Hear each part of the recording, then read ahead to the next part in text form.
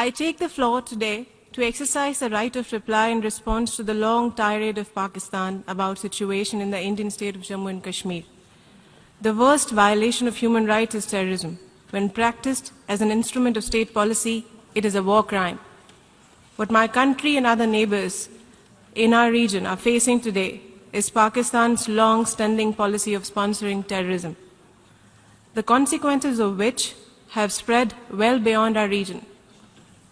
Mr. President, only last week, the international community honored the memory of thousands of innocent victims from around the world who lost their lives not far from here in New York 15 years ago in a most horrifying terror attack. The world has not yet forgotten that the trail of that dastardly attack led all the way to Abbottabad in Pakistan.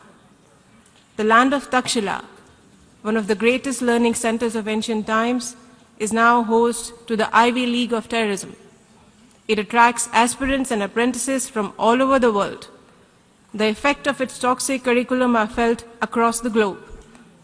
It is ironical, therefore, that we have seen today the preaching of human rights and ostensible support for self-determination by a country which has established itself as the global epicenter of terrorism.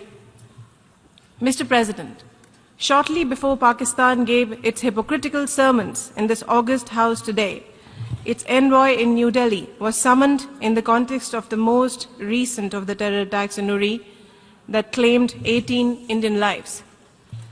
That terrorist attack is a part of a trail of continuous flow of terrorists trained and armed by our neighbor and tasked to carry out terrorist attack in my country.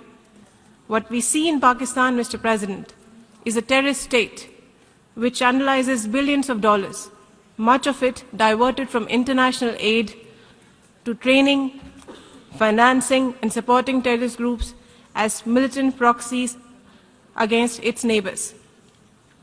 Terrorist entities and their leaders, including many designated by the UN, continue to roam its streets freely and operate with state support. With the approval of authorities, many terrorist organizations raise funds openly in flagrant violations of Pakistan's international obligations.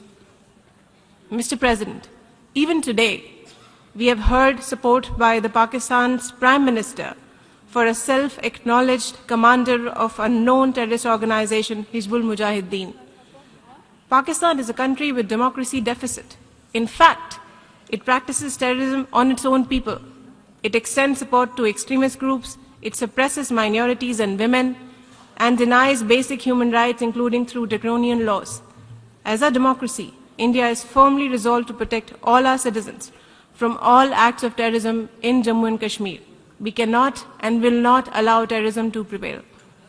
Finally, Mr. President, we have heard Pakistan, whose nuclear proliferation record is marked by deception and deceit, talking about restraint, renunciation, and peace. Similar false promises it has made to us, the international community, on terrorism. Perhaps renunciation of lies and self-restraint on threats could be a good place for Pakistan to start.